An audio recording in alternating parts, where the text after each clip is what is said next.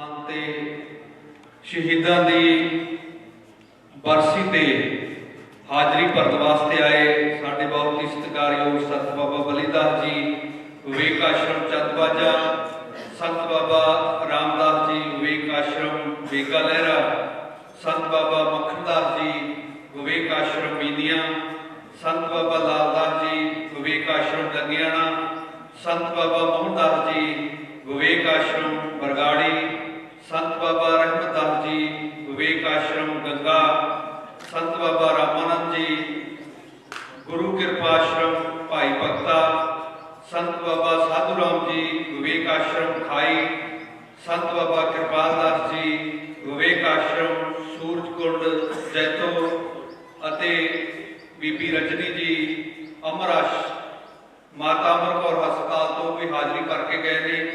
असी सारे ही महापुरुषों का बहुत धन्यवाद करते हैं, जी आया आखते हैं।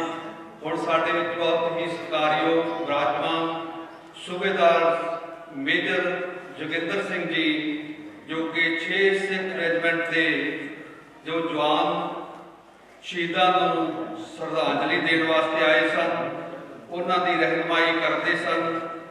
उन्होंने 5-7 मिनट वास्ते संगत की हाज़री भरनी है, सबका धन्यवाद करना है। सो मैं बेनती करता है सरदार सूबेदार मेजर जोगिंदर सिंह जी ने।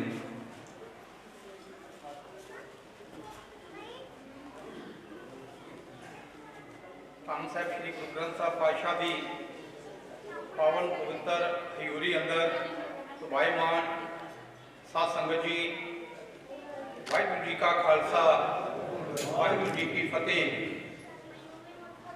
आप सब असी नाल सब बहुत ही वड्डे भागां वाले हाँ कि अज असां नूं एक ऐसे सूरबीर योधे शहीद नैक नैप सिंह वीर चक्रा दी उस पावन पवित्र धरती जिस धरती ते उन्होंने जन्म लिया और 6 सिख बटालियन दे विच उन्होंने नौकरी करदियां जो शहादत का जाम पीता।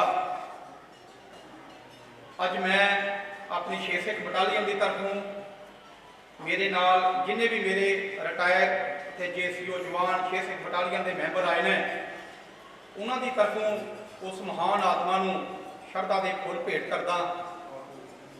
जिस तरह आप सब नूं पता है कि फौजी जीवन एक ऐसा जीवन है जिहदे विच हुक्म अदुली कदी वास्ते भी एक्सैप्ट नहीं कि हुक्म दिता गया होए ते हुक्म की अदुली की गई होए।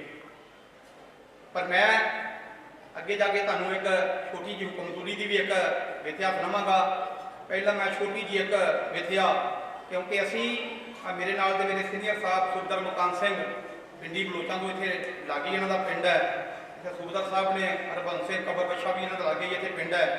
ते दास नूं पठानकोट तो आउण दा जिस पावन पवित्र धरती के उत्ते मौका मिलिया ते अज ऐसियां महान शख्सियतां जो इस पंडाल दे विच नाम बाणी दे रसीए उस गुरु नानक पातशाह की इबादत करने वाले इस शहीदां की पावन धरती के झाड़ू बरदार इन्ने महापुरुषों के दर्शन हुए ने।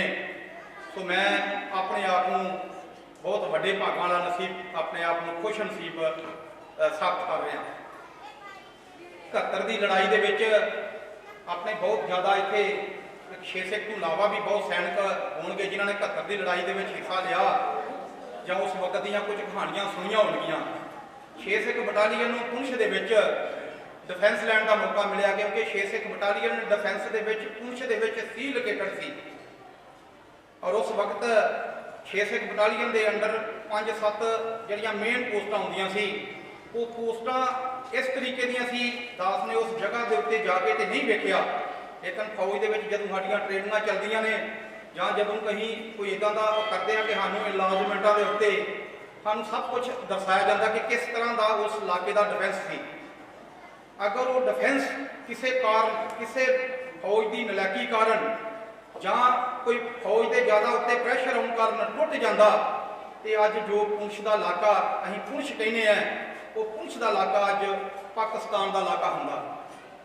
पाकिस्तान का एक रिटायर जनरल साहब ਜੋ ਉਸ ਆਪਰੇਸ਼ਨ ਦੇ ਵਿੱਚ 71 ਦੀ ਲੜਾਈ ਦੇ ਵਿੱਚ ਉਸ ਜਗ੍ਹਾ ਤੇ ਮੌਜੂਦ ਸੀ। ਉਸ ਵਕਤ ਸ਼ਾਇਦ ਉਹ ਕੈਪਟਨ ਰੈਂਕ ਦਾ ਸੀ। ਜਦੋਂ ਉਹ ਜਨਰਲ ਬਣਿਆ ਤੇ ਉਹਨੇ ਇੱਕ ਕਿਤਾਬ ਲਿਖੀ ਤੇ ਕਿਤਾਬ ਦੇ ਵਿੱਚ ਇੱਕ ਲਫ਼ਜ਼ ਲਿਖਿਆ ਕਿ ਅਗਰ 6 ਸਿੱਖ ਬਟਾਲੀਅਨ ਪੁੰਛ ਦੇ ਡਿਫੈਂਸ ਦੇ ਵਿੱਚ ਨਾ ਹੁੰਦੀ ਤੇ ਅੱਜ ਪੁੰਛ ਜੋ ਹੈ ਇੰਡੀਆ ਦਾ ਹਿੱਸਾ ਨਾ ਹੁੰਦਾ, ਜਾਂ ਸਾਡਾ ਹਿੱਸਾ ਸੀ। ਇਹਨਾਂ ਕਮਖਤ ਸਿੱਖਾਂ ਨੇ ਸਾਡਾ ਇਸ ਜਗ੍ਹਾ ਤੇ ਅੱਗੇ ਐਡਵਾਂਸ ਕਰਨਾ ਹੀ ਰੋਕਤਾ। ਉਸ ਜਗ੍ਹਾ ਦੇ ਉੱਤੇ ਜਦੋਂ ਵੇਖਿਆ ਜਾ, ਅੱਜ 5-6 ਦਿਨ ਦੀ ਗੱਲ ਹੈ, ਮੈਂ CSD ਕੰਟੀਨ ਦੇ ਉੱਤੇ ਖਲੋਤਾ ਤੇ ਮੈਨੂੰ ਇੱਕ ਉੱਥੇ ਸੈਨਿਕ ਖਲੋਤਾ ਸੀਗਾ ਸੁਬਦਰ ਸਾਹਿਬ। ਉਹਨੂੰ ਕਹਿੰਦਾ ਸਾਹਿਬ ਤੁਹਾਡੀ ਕਿਹੜੀ ਯੂਨਿਟ ਹੈ? ਮੈਂ ਕਿਹਾ ਮੇਰੀ 6 ਸਿੱਖ ਯੂਨਿਟ ਹੈ। ਕਹਿੰਦਾ ਸਾਹਿਬ 6 ਸਿੱਖ ਉਹ ਟੁੰਡ ਮਦਾਰੀ ਹੈਲੀਪੈਡ ਉਹ ਪੋਸਟਾਂ ਉਹਨਾਂ ਦੇ ਉੱਤੇ ਕਹਿੰਦਾ ਸਾਨੂੰ ਵੀ ਰਹਿਣ ਦਾ ਮੌਕਾ ਮਿਲਿਆ ਆ ਤੇ ਅਸੀਂ ਵੀ ਉਸ ਧਰਤੀ ਨੂੰ ਸਜਦਾ ਕਰਦੇ ਹਾਂ ਜਿੱਥੇ 6 ਸਿੱਖ ਬਟਾਲੀਅਨ ਨੇ ਲੜਾਈ ਲੜੀ। ਇੰਡੀਅਨ ਆਰਮੀ ਦੇ ਵਿੱਚ ਮੈਂ ਨਹੀਂ, ਮੇਰੇ ਨਾਲ ਦੇ ਬਹੁਤ ਇੱਥੇ ਸਾਥੀ ਸੈਨਿਕ ਨੇ ਜਿਨ੍ਹਾਂ ਦੀਆਂ ਬਹੁਤ ਉੱਚ ਕੋਟੀ ਦੀਆਂ ਯੂਨਿਟਾਂ ਨੇ, ਔਰ ਇੰਡੀਅਨ ਆਰਮੀ ਦੀਆਂ ਸਾਰੀਆਂ ਯੂਨਿਟਾਂ ਉੱਚ ਕੋਟੀ ਦੀਆਂ ਨੇ। ਪਰ ਜੇ ਮੈਂ ਇਹ ਗੱਲ ਕਹਿੰਦਾ ਕਿ 6 ਸਿੱਖ ਬਟਾਲੀਅਨ ਇੱਕ ਇੰਡੀਆ ਦੀ ਨਹੀਂ ਪੂਰੇ ਵਰਲਡ ਦੀ ਫੌਜ ਦੇ ਵਿੱਚੋਂ ਇੱਕ ਡਿਸਪਲਿਨ ਫੌਜ ਔਰ ਚੜ੍ਹਦੀ ਕਲਾ ਵਾਲੀ ਫੌਜ ਹੈ, ਉਹ ਕਿਸ ਤਰ੍ਹਾਂ ਬਣੀ? ਤੇ ਮਹਾਰਾਜ ਦੀ ਹਜ਼ੂਰੀ ਦੇ ਵਿੱਚ ਖਲੋਤੇ ਹਾਂ ਜਿੱਥੇ ਸਰਦਾਰ ਨੈਕ ਸਿੰਘ ਵੀਰ ਚੱਕਰ ਵਰਗੇ ਮਹਾਨ ਯੋਧੇ ਜਿਨ੍ਹਾਂ ਨੇ ਇੱਕ ਪੋਸਟ ਦੇ ਉੱਤੇ ਜਿਸ ਜਗ੍ਹਾ ਦੇ ਉੱਤੇ ਮਸ਼ੀਨ ਗਨ ਆਪਣੀ ਲਾਈ ਸੀ ਉਹਦੇ ਉੱਤੇ ਇੰਨੀ ਸ਼ੈਲਿੰਗ ਆ ਸੀ, ਕਿਉਂਕਿ ਮੈਂ ਉਹ ਯੁੱਧ ਵੇਖਿਆ ਨਹੀਂ। ਪਰ ਜਦੋਂ ਆਪਾਂ ਛੋਟੇ ਬੱਚੇ ਹੁੰਦੇ ਸੀ ਸਿਵਲ ਦੇ ਵਿੱਚ ਤੇ ਸਾਡੀਆਂ ਦਾਦੀਆਂ ਸਾਡੀਆਂ ਮਾਤਾਵਾਂ, ਅੱਜ ਕੱਲ੍ਹ ਤੇ ਦਾਦੀਆਂ ਦੇ ਕੋਲ ਟਾਈਮ ਹੀ ਨਹੀਂ ਰਿਹਾ, ਦਾਦੀਆਂ ਵੀ ਇਦਾਂ ਦੀਆਂ ਹੋ ਗਈਆਂ ਨੇ। ਉਸ ਵਕਤ ਦਾਦੀਆਂ ਆਪਣੇ ਪੁੱਤਰਾਂ ਨੂੰ ਅੱਧਾ ਇਤਿਹਾਸ ਵੈਸੇ ਸੁਣਾਉਂਦੀਆਂ ਸੀ, ਉਹਨਾਂ ਨੂੰ ਪੜ੍ਹਨ ਦੀ ਲੋੜ ਨਹੀਂ ਪੈਂਦੀ। ਉਹ ਇਤਿਹਾਸ ਤੋਂ ਵੈਸੇ ਜਾਣੂ ਹੋ ਜਾਂਦੇ ਸੀ ਕਿ ਦਾਦੀ ਉਹਨਾਂ ਦੀ ਬਿਰਧ ਹੁੰਦੀ ਸੀ, ਉਹਦੇ ਕੋਲ 40-50-60 ਸਾਲ ਦਾ ਪਿੱਛੇ ਦਾ ਗਿਆਨ ਹੁੰਦਾ ਸੀ। ਉਹ ਆਪਣੇ ਪੋਤਰਿਆਂ ਨੂੰ ਪੋਤਰੀਆਂ ਨੂੰ ਦੋਤਰਿਆਂ ਨੂੰ ਉਹ ਕਹਾਣੀਆਂ ਸੁਣਾਉਂਦਾ ਸੀ ਤੇ ਕਹਾਣੀ ਸੁਣਦੇ ਸੁਣਦੇ ਹੀ ਬੱਚਾ ਸੌਂਦਾ ਸੀ। ਤੇ ਜਦੋਂ ਅਸੀਂ ਫੌਜ 'ਚ ਆਏ ਤੇ ਅਸੀਂ ਵੀ ਆਪਣੇ ਸੀਨੀਅਰਾਂ ਦੇ ਕੋਲੋਂ ਉਹ 71 ਦੀ ਲੜਾਈ ਦੀਆਂ, ਕੁਝ 65 ਦੀ ਲੜਾਈ ਦੀਆਂ, ਕੁਝ 47, ਇੱਥੋਂ ਤੱਕ ਜੇ ਅਸੀਂ ਬੈਕਗਰਾਉਂਡ ਜਾਈਏ ਤੇ ਅਸੀਂ ਫਤਿਹਗੜ੍ਹ ਸਾਹਿਬ ਦੇ ਬਾਬੇ ਸ਼ਹੀਦਾਂ ਨੂੰ ਵੀ ਯਾਦ ਕਰਦੇ ਸੀ ਇਸੇ ਕੜੀ ਦੇ ਨਾਲ ਜੋੜਦੇ ਹੋਏ।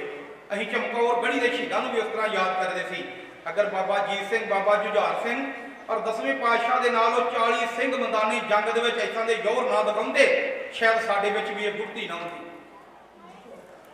ਉਸ ਹੈਲੀਪੈਡ ਦੇ ਵਿੱਚ ਜਿਸ ਜਗ੍ਹਾ ਤੇ ਸ਼ਹੀਦ ਸਰਦਾਰ ਨੈਕ ਸਿੰਘ ਦੀ ਮਸ਼ੀਨ ਗਨ ਲੱਗੀ ਸੀ ਉੱਥੇ ਬਹੁਤ ਹੀ ਜ਼ਿਆਦਾ ਸ਼ੈਲਿੰਗ ਆ ਰਹੀ ਸੀ।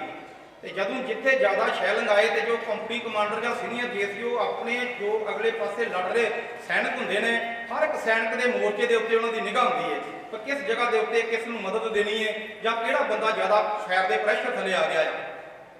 ਪਰ ਉਸ ਵਕਤ ਕਹਿੰਦੇ ਨੇ ਕਿ ਕੰਪਨੀ ਕਮਾਂਡਰ ਨੇ ਹੁਕਮ ਦਿੱਤਾ ਕਿ ਨੈਕ ਸਿੰਘ ਆਪਣੀ ਮਸ਼ੀਨ ਲੈ ਕੇ ਪਿੱਛੇ ਆ ਰਿਹਾ, ਤੇਰੇ ਤੇ ਸ਼ੈਲਿੰਗ ਜ਼ਿਆਦਾ ਆ ਰਹੀ ਹੈ। ਤੇ ਇਹ ਉਹ ਮਹਾਨ ਯੋਧਾ ਅੱਜ ਜਿਸ ਨੂੰ ਮੈਂ ਸਜਦਾ ਕਰਨ ਵਾਸਤੇ 300 ਕਿਲੋਮੀਟਰ ਤੋਂ ਚੱਲ ਕੇ ਆਇਆ, ਉਹ ਆਪਣੇ ਕੰਪਨੀ ਕਮਾਂਡਰ ਨੂੰ ਕਹਿ ਰਿਹਾ, ਕੰਪਨੀ ਕਮਾਂਡਰ ਸਾਹਿਬ ਅੱਜ ਨੈਕ ਸਿੰਘ ਦਾ ਦਿਲ ਤੇਰਾ ਹੁਕਮ ਮੰਨਣ ਨੂੰ ਨਹੀਂ ਕਰਦਾ, ਅੱਜ ਨੈਕ ਸਿੰਘ ਇਸ ਜਗ੍ਹਾ ਤੇ ਡਟਿਆ ਰਹੇਗਾ। ਉਹ कहते सरफरोशी की तमन्ना अब हमारे दिल में है, देखना है योर कितना बाजुए कातल में है।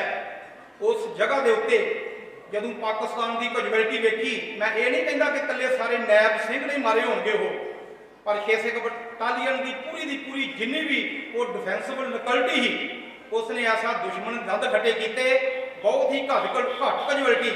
अजकल छोटा मोटा एक्सीडेंट होए तो 4-5 बंदे वैसे ही शहीद हो जाते हैं।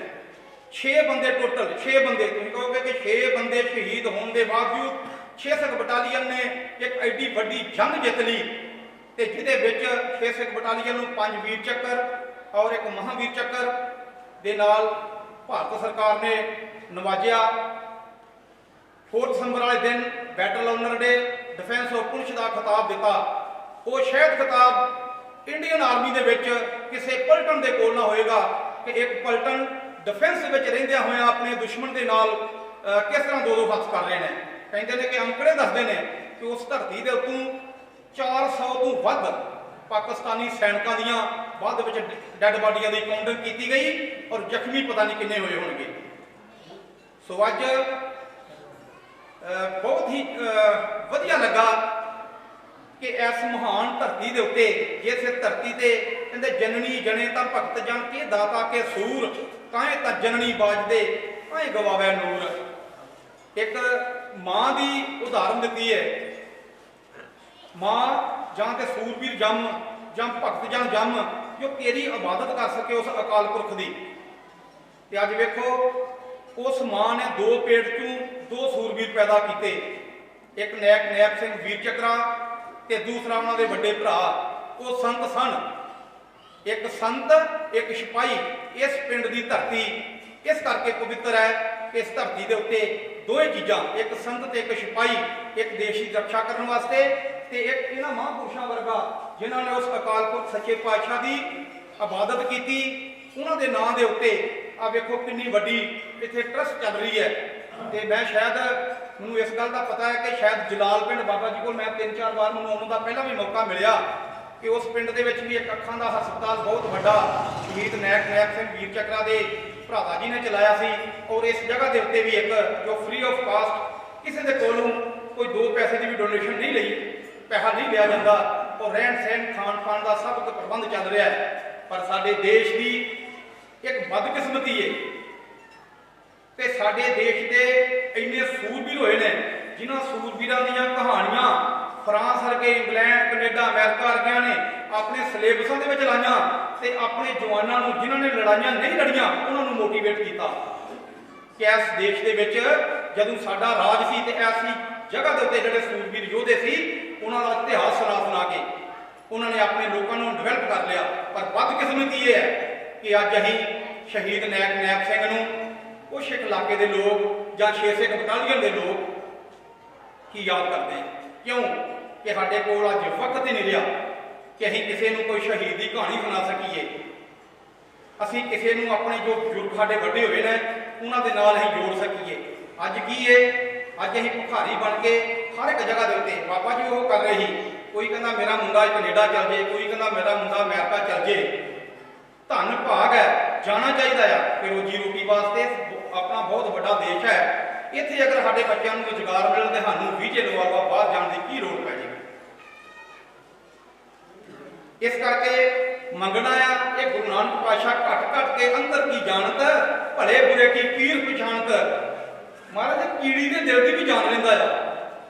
जदों असीं अरदास बेनती करने वास्ते महाराज दे अगे खलोते हुंदे आ ना वो साडी घट घट के अंदर की जानत है मालक। वो सब दिल की पछाण लेंदा है कि मेरे पुत्र की की रिक्वायरमेंट है ये दिल की। अगर मेरा मालक साडे दिलों के नहीं बुझण वाला तो फिर मालक के कोल ही नहीं होना चाहिए।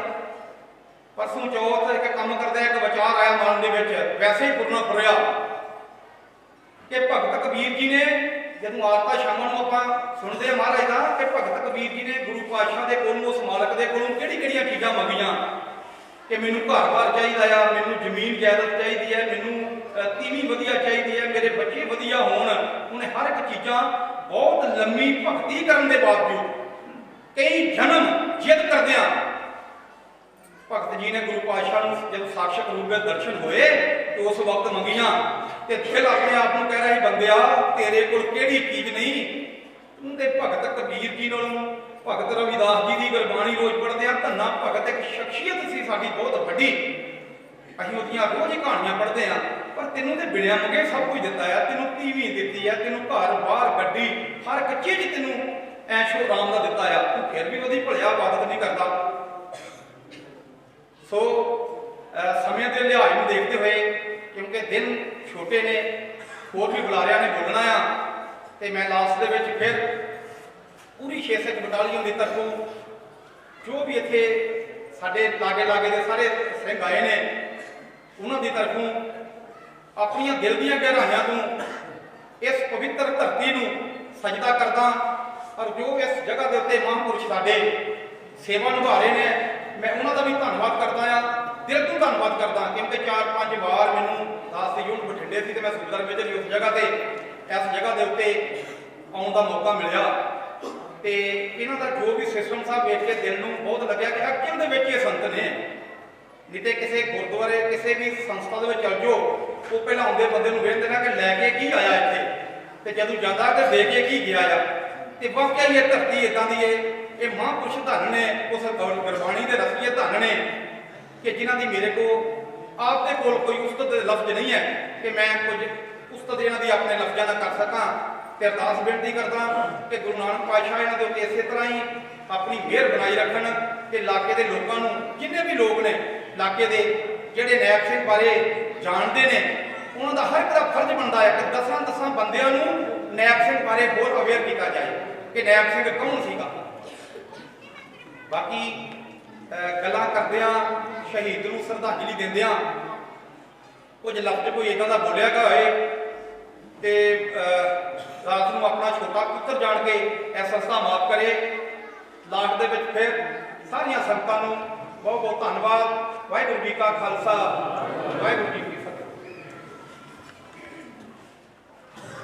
ਬਾਬਾ ਜੀ ਵੱਲੋਂ 6 ਸਿੱਖ ਰੈਜੀਮੈਂਟ ਦੇ ਸੂਬੇਦਾਰ ਮੇਜਰ ਜੋਗਿੰਦਰ ਸਿੰਘ ਜੀ ਦਾ ਸਨਮਾਨ ਕੀਤਾ ਜਾ ਰਿਹਾ ਹੈ। ਬੋਲੇ ਸੋ ਨਿਹਾਲ ਸਤਿ ਸ੍ਰੀ ਅਕਾਲ।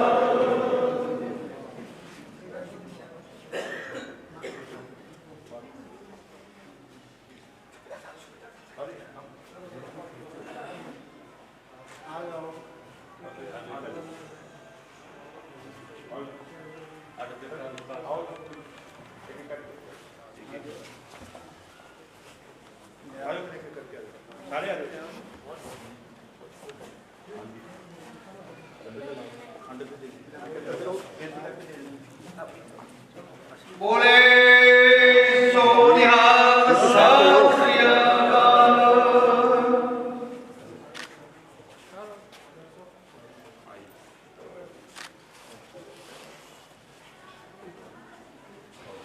ਬੋਲੇ ਸੋ ਨਿਹਾਲ ਸਤਿ ਸ੍ਰੀ ਅਕਾਲ।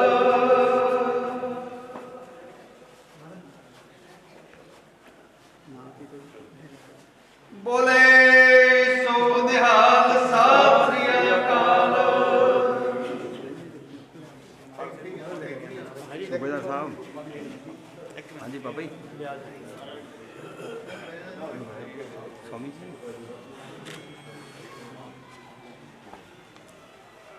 सूबेदार साहब एक साइड से खड़ो, बच्चे 2 मिनट रोक के गल करा, बोलो, 2 मिनट वेट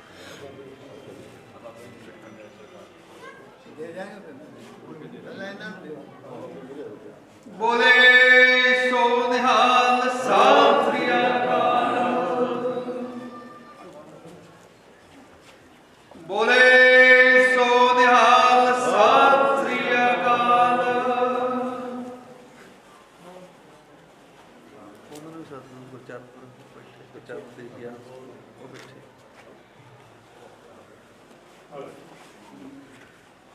ਬੋਲੇ ਸੋ ਨਿਹਾਲ ਸਤਿ ਸ੍ਰੀ ਅਕਾਲ।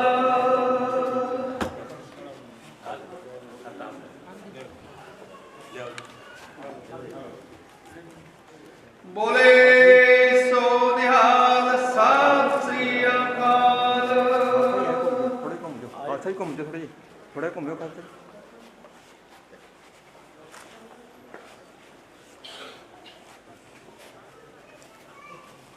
ਬੋਲੇ ਸੋ ਨਿਹਾਲ ਸਤਿ ਸ੍ਰੀ ਅਕਾਲ।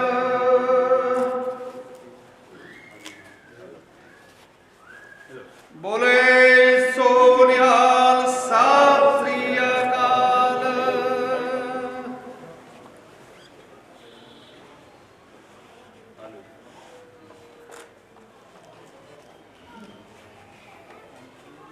ਬੋਲੇ ਸੋ ਨਿਹਾਲ ਸਤਿ ਸ੍ਰੀ ਅਕਾਲ। ਖਾਲਸਾ ਜੀ ਇਧਰ ਨੂੰ ਘੁੰਮ ਜਾਓ, ਸਤਿ ਸ੍ਰੀ ਅਕਾਲ।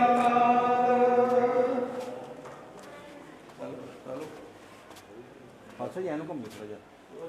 ਬੋਲੇ ਸੋ ਨਿਹਾਲ ਸਤਿ ਸ੍ਰੀ ਅਕਾਲ।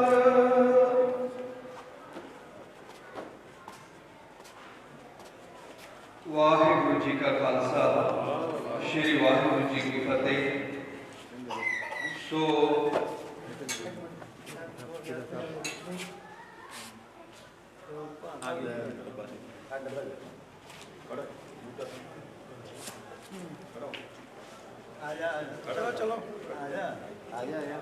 आशीर्वाद है, आशीर्वाद है, ले लगता है।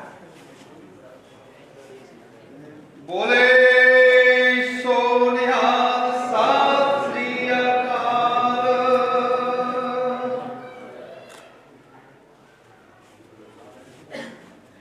ਬੋਲੇ ਸੋ ਨਿਹਾਲ ਸਤਿ ਸ੍ਰੀ ਅਕਾਲ।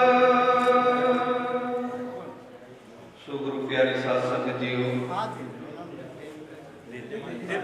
ਸਾਡੇ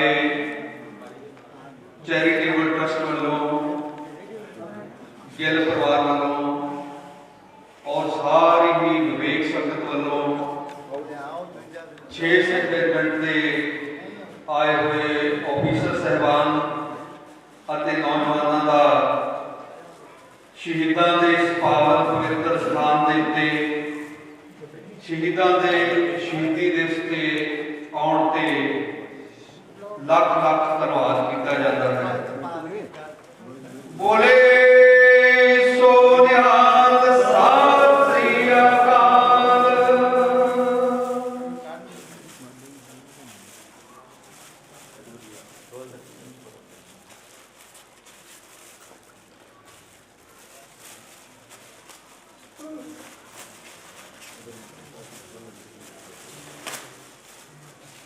ਸੂਬੇਦਾਰ ਮੇਜਰ ਸਰਦਾਰ ਜੋਗਿੰਦਰ ਸਿੰਘ ਜੀ ਨੇ ਜਿਸ ਤਰ੍ਹਾਂ ਸਾਨੂੰ ਦੱਸਿਆ ਹੈ ਕਿ ਸ਼ਹੀਦ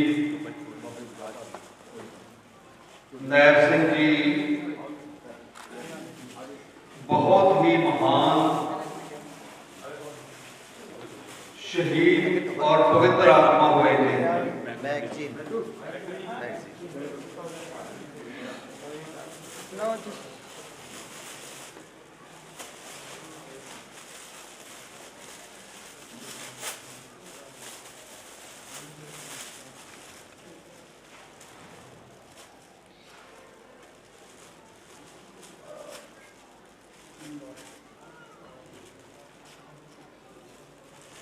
ਬੋਲੇ ਸੋ ਨਿਹਾਲ ਸਤਿ ਸ੍ਰੀ ਅਕਾਲ।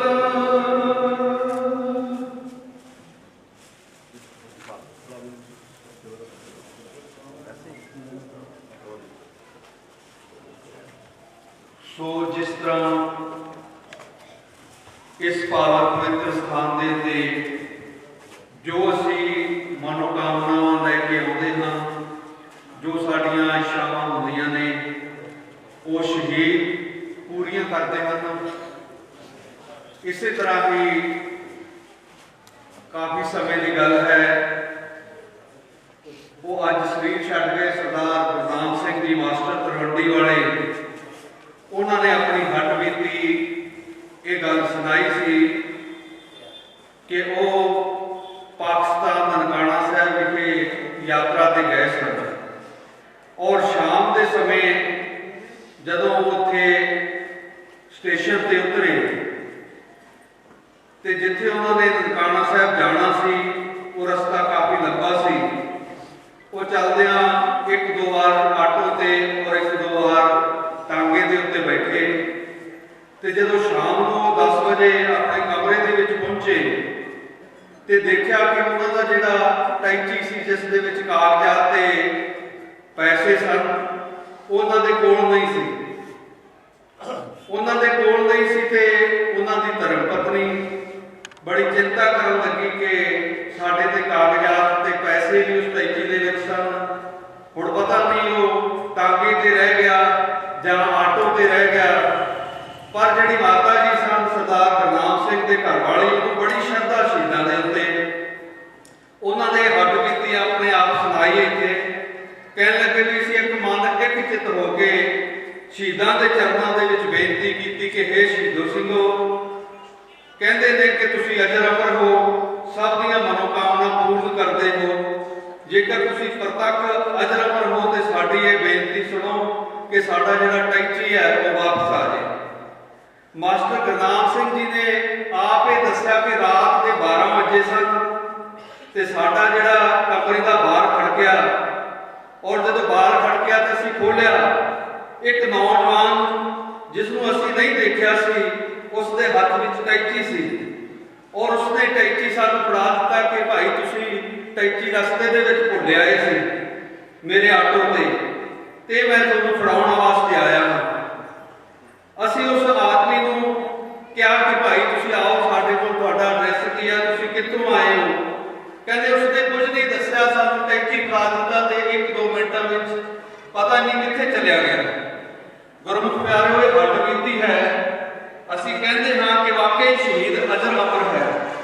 ਕੋਈ ਵੀ ਇਨਸਾਨ ਸੱਚੇ ਮਨ ਕਰਕੇ ਇਸ ਪਾਵਨ ਪਵਿੱਤਰ ਸਥਾਨ ਦੇ ਉੱਤੇ ਕੋਈ ਆਪਣੀ ਮਦਦ ਮੰਗਦਾ ਹੈ, ਕੋਈ ਉਹਨਾਂ ਨੂੰ ਬੇਨਤੀ ਕਰਦਾ ਹੈ ਤੇ ਪ੍ਰਤੱਖ ਹੀ ਸ਼ਹੀਦ ਉਸ ਦੇ ਕਾਰਜ ਰਾਸ ਕਰਦੇ ਨੇ। ਸੋ ਮੈਂ ਬੇਨਤੀ ਕਰਦਾ ਹਾਂ ਸਾਡੇ ਬਹੁਤ ਹੀ ਸਤਿਕਾਰਯੋਗ ਸਰਦਾਰ ਬਲਜੀਤ ਸਿੰਘ ਜੀ ਜਥੇਦਾਰ ਸਾਹਿਬ, ਸੂਰਾ ਸੋਭ ਜਾਣੀਏ ਜੋ ਵੀਰ ਕੇ ਤਾ ਪੁਰਜਾ ਪਟ ਮਰੇ ਅਬ ਨਾ ਛੋੜੇ ਖੇਤਾ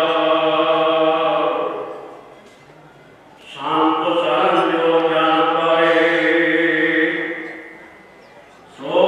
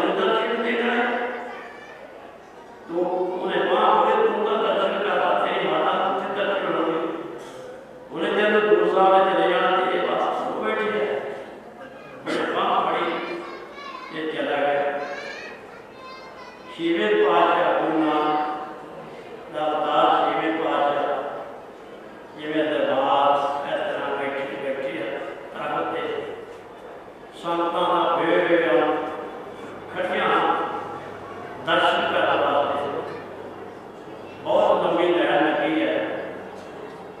ਉਹ ਅੱਲਾ ਵੀ ਵਿਚਾਰਾ ਜਾ ਕੇ ਪਿੱਛੇ ਜਾ ਕੇ ਲਾਈਨ ਖੜ ਗਿਆ ਕਿ ਜਦੋਂ ਬਾਹਰ ਹੋ ਕੇ ਬੈਠਿਆ ਗੁਰੂ ਸਾਹਿਬ ਦੇ ਚਰਨਾਂ ਦੇ ਵਿੱਚ ਮਾਇਆ ਦੇ ਢੇਰ ਲੱਗੇ ਪਏ, ਬੜੇ ਰੇਸ਼ਮੀ ਵਸਤਰ ਵਾਲੇ, इतना समान हीरे जवाहरात आप वेख के मन के निराश ते अपने पति के विच हथ मारिया जे कि मैं भी देखा भी गुरु साहब मत्था टेकूंगा। क्या देखिया करो प्यारो की वेख्या जेब के विच कुछ नहीं है, केवल ते केवल एक रमाल ਉਹਦੇ ਵਿੱਚ ਇੱਕ ਗਲੀ ਗੁੜ ਦੀ, ਕਿਉਂਕਿ ਜਿਨ੍ਹਾਂ ਨੇ ਗਰੀਬੀ ਵੇਖੀ ਆ ਨਾ ਗਰੀਬੀ ਕੀ ਚੀਜ਼ ਹੈ, ਉਹ ਗੁੜ ਖਾ ਕੇ ਕੋਈ ਪਾਣੀ ਦਾ ਨਹੀਂ ਪੀ ਪਿਆ ਫਿਰ ਕਰਦਾ ਕੰਮ ਕਰਕੇ ਆਇਆ, ਪਰ ਉਹ ਜਦੋਂ ਕੰਮ ਕੀਤਾ ਉਹਨੇ ਨਹੀਂ ਪੈਸਾ ਦਿੱਤਾ ਮੈਂ ਕੱਲ੍ਹ ਬੜਾ ਮਨ ਦੇ ਵਿੱਚ ਨਿਰਾਸ਼ ਵੀ ਮੇਰੇ ਗੁੜ ਦੀ ਲੋੜ ਹੈ। ऐसे गुरु से मैं ऐहो जी वीर जवाब के रखते न गुरु से ज्यादा गुरु लोड़ी ये मैं रखी हूँ जब गुरु साहब अपमान आपके मन में बड़ा अपमान हो नाले गंडा खुले जा रहा है नाले सोच रहा है मेरे को भाई ये मैं गुरु लोड़ी रखूँगा बड़ा अपमान गुरु साहब पर गुरु बड़ी तकलीफ की है। गुरु का अटक की अंदर की जान भरे हुए की जान गुरु ने कोने ने मत्था टेक होने हैं। गुरु तो साढ़े मानिया अंदर ये सारे पढ़ लेना। छेवें पातशाह आसन पर उठ के संगतां दे विच जे होया उस भले दे होया ते गोडे ते आए लिया लिया लिया मैं गंडा इत्थों दी गल बोलदी मैं गुरु साहब ने रमाल दी गंडा खोलिया विचों एक बड़ी मोड़ी निकली गुरु साहब ने मुख विच पाई कहने लगा बड़ा सबको अच्छी सुगात ने बड़ा मन मिठा जब ये गल्लां गुरु ने कीतियां गुरु का जो सिर ते हाथ रखा जाता है उन्हें सारा कुछ प्राप्त हो जाता है। ये पता गुरु साहब के चरणों में चरण टेक के बेनतियां कर रहा है, ये गुरु साहब मैं आपके चरणों में बेनती कर लगा मेरे गरीब की बेनती जरूर स्वीकार करें। गुरु साहब कहने लगे दस की तेरी बेनती कह लगा गुरु जी मेरी माता जी तुहाडे दर्शन बहुत उदार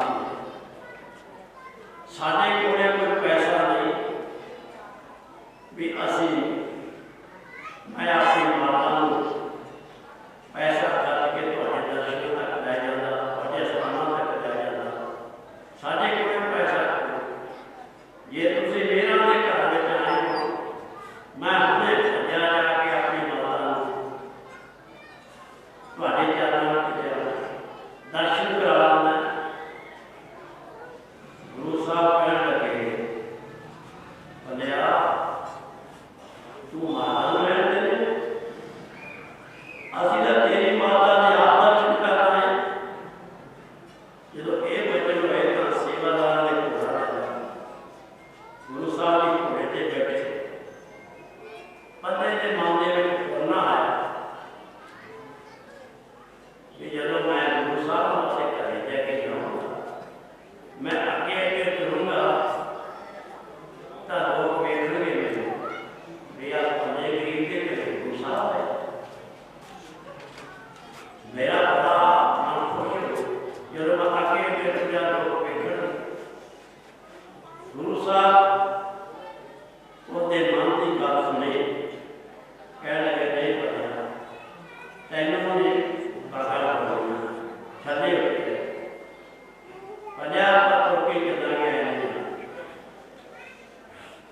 तेरी माता ने तही दर्शन करना, तेरी माता का बहुत भक्तरी है, वो रोज पुकार सुनते थे। अई कहना कि नहीं आया नहीं करना, आप दोस्त बन के जगह पे बोलिया गुरु साहब जी मेरा ने घर में जाए, उस गरीब की मां ने है गुरु मां को आके पल्ले को नाल लेके पल्लिया दस तेरे घर तेरी माता ने ते तेरे घर के दर्शन कर पहला भी होते थे।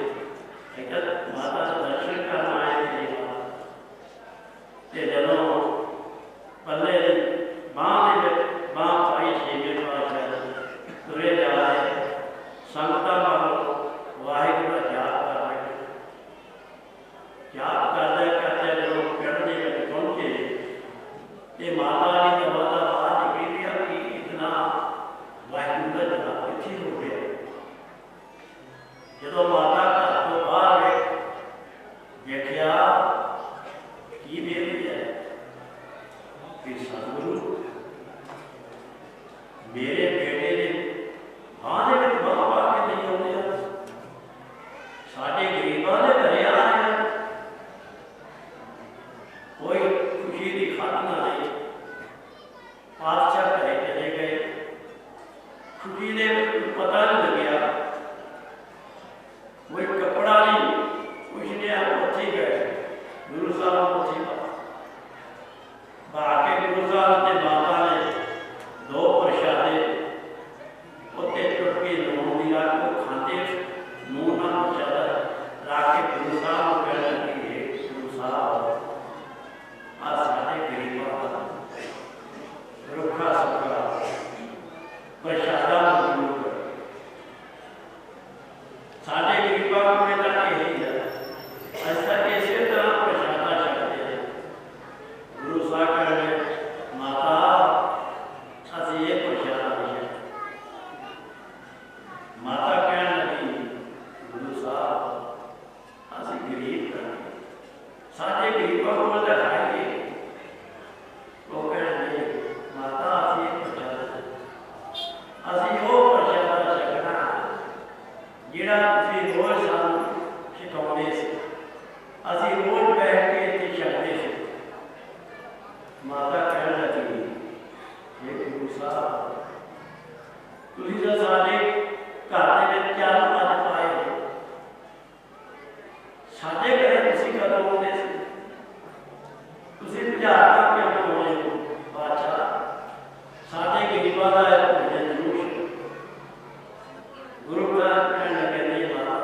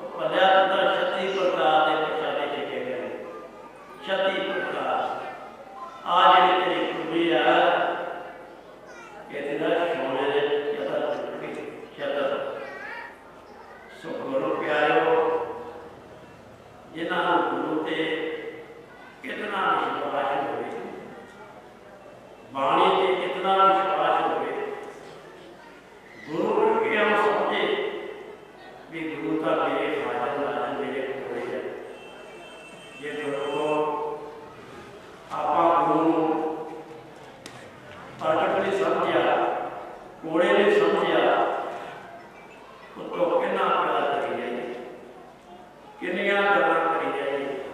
ਗੁਰੂ ਰੀਤ ਹੈ, ਗੁਰੂ ਦਾ ਪਿਆਰ ਤੇ ਰੀਤ ਹੈ।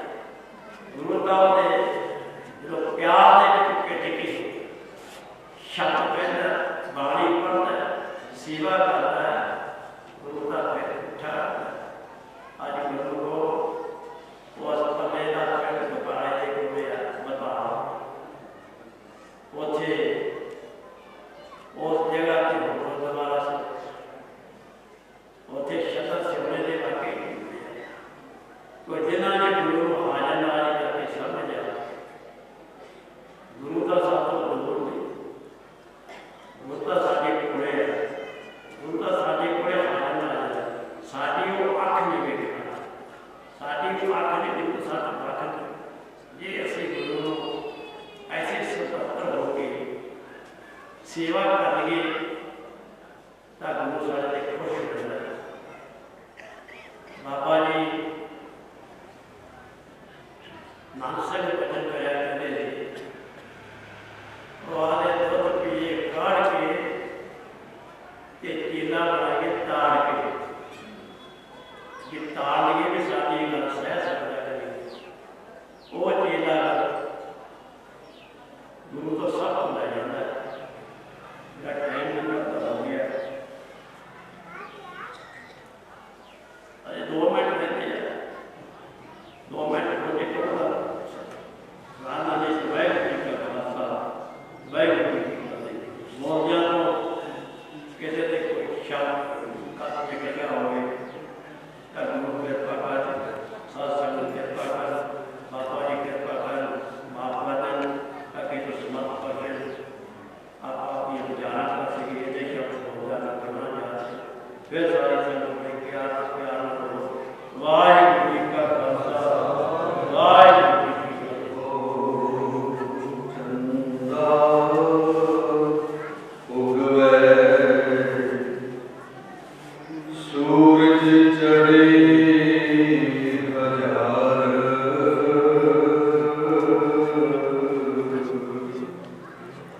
ਏਤੇ ਚਾਂਦਣ ਹੁੰਦਿਆਂ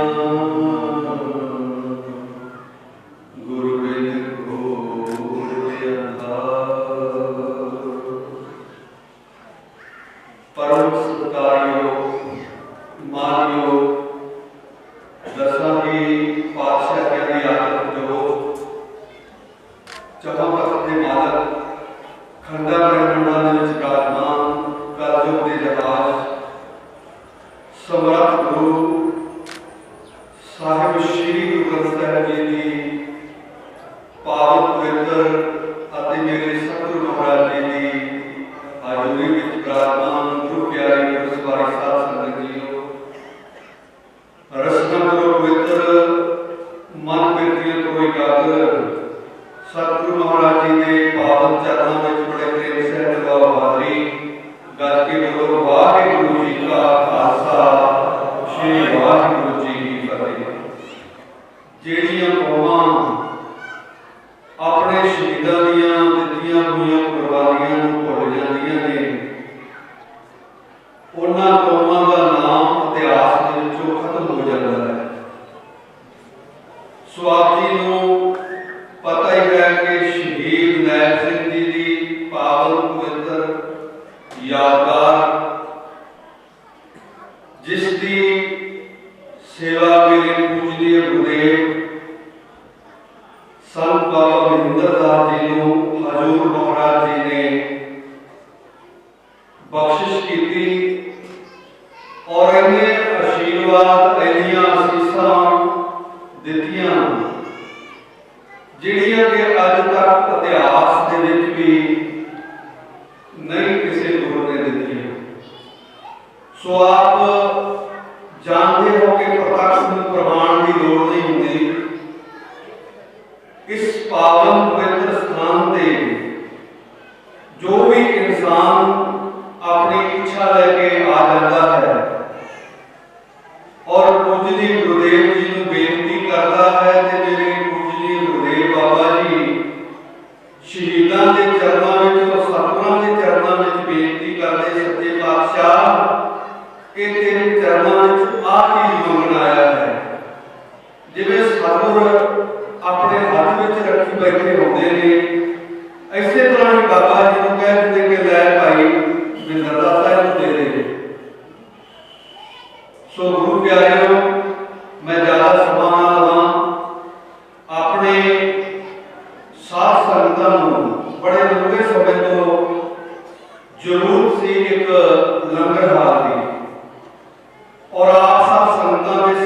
द्वारा संतां महापुरुषों के सहयोग द्वारा 12 तरीक को लंगर हाल का नींह पत्थर रख दिता सी और आप सब संतां के सहयोग के नाल बहुत सोहना काम चल रहा है। कुछ गुरमुख सज्जन जिन्हां ते सतगुरु की बड़ी अपार कृपा है और इन्ना दान कर रहे हैं कहते हैं कि किसी को मंगने की जरूरत ही नहीं, पर मेरे पूजनीय गुरुदेव कहने लगे भाई नहीं, ये चीज़ां संगत दियां होंदियां ने।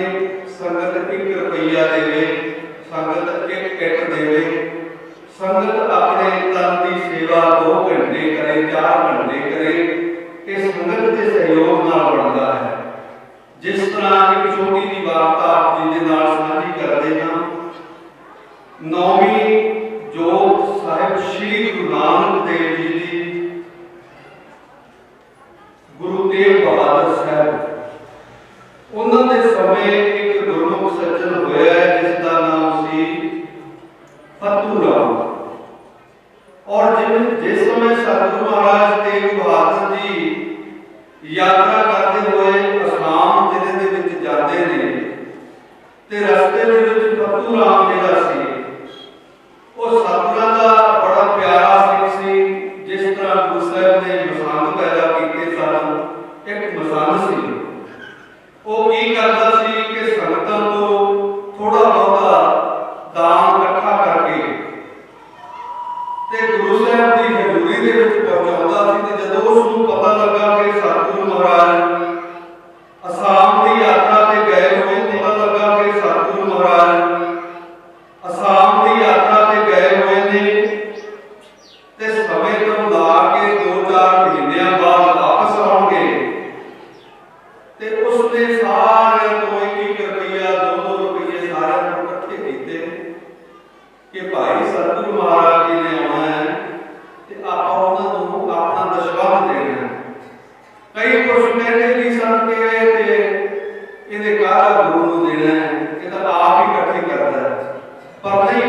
भाई फतू राम जी बड़े ही गुरमुख सज्जन सन, कोई उन्होंने ताड़दा नहीं कि नहीं मैं नहीं देना, पर फतू राम जी नहीं कहते गुरमुख प्यारा कुछ ना कुछ ते घर दे विचों दे, तेरे घर दे विच दाने होने, एक बुक दाणियां दा दे दे, तेरे घर विच आटा होएगा, एक बुक आटे दा दे दे, तेरे घर विच 1 रुपया होएगा, रुपया दे दे, कुछ ना कुछ दे गुरु वास्ते। वो सारे तो कुछ ना कुछ इकट्ठा करके ते सतगुरु नूं अर्पण करने वास्ते रखता है। एक घर दे विच जांदा है कि देखदा है कि एक माता जिसका सुभाव बहुत गर्म सी, वेड़े दे विच झाड़ू मारी जांदी है। झाड़ू मारदे जदों माता ने कूड़ा इकट्ठा कीता ते भाई फतू जी भी सुण के कहण लगे माता सतगुरां दे वास्ते कुछ ना कुछ दान दे। माता कहण लगी जा भाई कुछ नहीं है साडे घर विच, पर फतू अपने सुभाव के अनुसार कहण लगा नहीं माता कुछ ना कुछ तो दे, तेरे घर विच आए हां, गुरु नानक के दर वास्ते कुछ चाहिए, कुछ ना कुछ तो दे। वो माता ने की कीता, वो जिहड़ा कूड़ा इकट्ठा कर रही सी वो बुक भरिया फतू राम की झोली विच पा दिता, कहण लगी आ ले। फतू राम ने वो मिट्टी का जिहड़ा बुक सी अपनी झोली विच पा लिया ते घर विच लै गया। घर विच जाके उसनूं फरोलदा है कि इहदे विचों कुछ ना कुछ लभ जावे गुरु दे घर वास्ते, इस माता का उद्धार हो जाए, इसते सतगुरु की कृपा हो जाए। ते लभ की देखिया उस कूड़े दे विचों एक बेल की गिड़क लभ गई। वो बेल की गिड़क जदों लभी, फतू राम ने वो बेल की गिड़क अपने घर दे विच अपने कोने दे विच मिट्टी पट के दब दित्ती ते उसनूं पानी पा दिता कि मेरे सतगुरु दे विच बख्शिश होई, एक दिन दरख्त बन जाएगा। सो समा लगता गया, जो सतगुरु महाराज काफी समय बाद वापस आए ते सतगुरु आसन में बैठे ने। भाई फतू जी एक एक करके जो उसने रस्ता पट्टियां कीतियां सतगुरु की झोली विच पाईयां रखियां,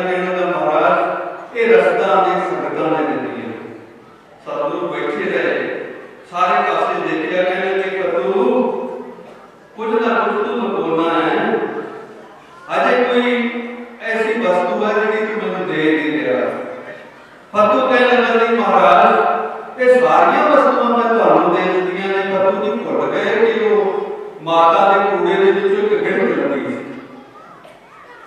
ਜਦੋਂ ਗੁਰੂ ਸਾਹਿਬ ਕਹਿਣ ਲੱਗੇ ਨਹੀਂ ਫਤੂ ਤੂੰ ਯਾਦ ਕਰ ਕੁਛ ਨਾ ਕੁਛ ਵਸਤੂ ਐਸੀ ਹੈ ਜਿਹੜੀ ਅਜੇ ਤੇਰੇ ਕੋਲ ਹੈ, ਤੇ ਫਤੂ ਜੀ ਨੂੰ ਯਾਦ ਆਇਆ ਉਹ ਭਰਿਆ ਉਹ ਗਿਣ ਵੀ ਜਿਹੜੀ ਮਾਤਾ ਨੇ ਕੂੜੇ ਦੇ ਵਿੱਚ ਦਿੱਤੀ ਸੀ ਉਹ ਨਹੀਂ ਗੁਰੂ ਨੂੰ ਦਿੱਤੀ। ਤੇ ਜਦੋਂ ਦੇਖਿਆ ਜਾ ਕੇ ਕਈ ਮਹੀਨਿਆਂ ਬਾਅਦ ਸਤਿਗੁਰੂ ਮਹਾਰਾਜ ਆਏ ਸਨ, ਉਹ ਦਰਖਤ ਬਣ ਗਿਆ ਤੇ ਦਰਖਤ ਨੂੰ ਬੇਲ ਲੱਗੇ ਹੋਏ ਨੇ। ਭੱਜ ਕੇ ਟੋਕਰੀ ਭਰ ਕੇ ਸਤਿਗੁਰਾਂ ਦੇ ਚਰਨਾਂ ਵਿੱਚ ਲੈ ਆਇਆ। ਸਤਿਗੁਰੂ ਮਹਾਰਾਜ ਆਹ ਦਾਨ ਉਸ ਮਾਤਾ ਨੇ ਦਿੱਤਾ ਸੀ। ਕਹਿ ਲੱਗੇ ਭਾਈ ਇੱਕ ਇੱਕ ਗਿਣਤ ਨਹੀਂ, ਇਹਦਾ ਹਜ਼ਾਰਾਂ ਨੂੰ ਵੀ ਉਸ ਨੂੰ ਫਲ ਪ੍ਰਾਪਤ ਹੋ ਗਏ ਨੇ, ਉਸ ਦੀਆਂ ਕੁੜਾਂ ਨੂੰ ਵੀ ਫਲ ਪ੍ਰਾਪਤ ਹੋ ਗਏ ਨੇ। ਇੱਕ ਗਿਣਤ ਦੇਣ ਦੇ ਨਾਲ ਉਸ ਮਾਤਾ ਨੂੰ ਬਹੁਤ ਵੱਡਾ ਫਲ ਮਿਲਿਆ, ਭਾਵੇਂ ਨੇ ਗੁੱਸੇ ਵਿੱਚ ਵੀ ਦਿੱਤੀ ਹੈ।